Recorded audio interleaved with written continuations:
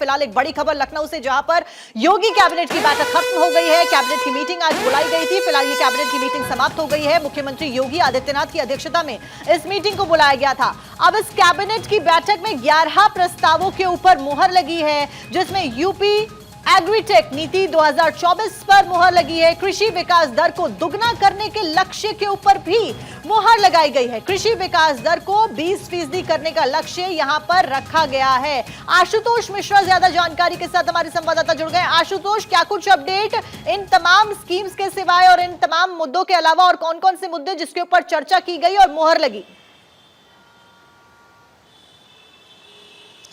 देखिए, आज सुबह 11 बजे से कैबिनेट की बैठक चल रही थी सीएम योगी आदित्यनाथ की अध्यक्षता में।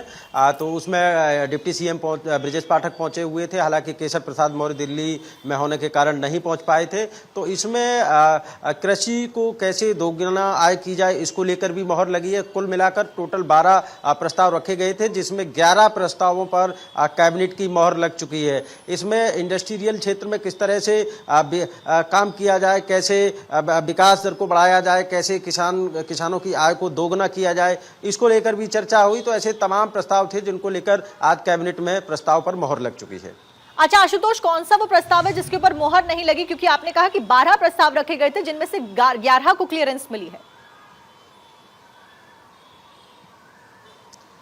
देखिए, जिस तरीके से पशुधन विभाग की ओर से भी चारा नीति को लेकर प्रस्ताव रखा गया था, जिसको कैबिनेट ने पास कर दिया है। इसके अलावा कृषि विभाग की ओर से किसानों की आय को दोगुना किया जाए, उस पर भी मुहर लग चुकी है। इसके अलावा जो राजभवन में और मुख्यमंत्री के यहाँ सुरक्षा कर्मी लगे हुए हैं, उनका मानदेय बढ़ाने को लेकर भी प्रस्ताव पर मुहर लगी है। जिनको 12,500 रुपये मिल रहा था, अब उनको 22,000 रुपये मिलेगा। इसके अलावा तकरीबन 2100 शिक्षक ऐसे थे जिनका मानदेय बढ़ाने को लेकर भी प्रस्ताव पर मुहर लग चुकी है। तो तमाम ऐसे प्रस्ताव थे जिसको लेकर कैबिनेट में बैठक में चर्चा हुई और उसके बाद 12 में से 11 प्रस्तावों पर मुहर लगा दी। अच्छा आशुतोष, जो रिक्त पद है शिक्षा संबंधी, उनको भरने को लेकर भी यहाँ पर चर्चा की गई है, मीटिंग में बताया जा रहा है सोर्सेज से।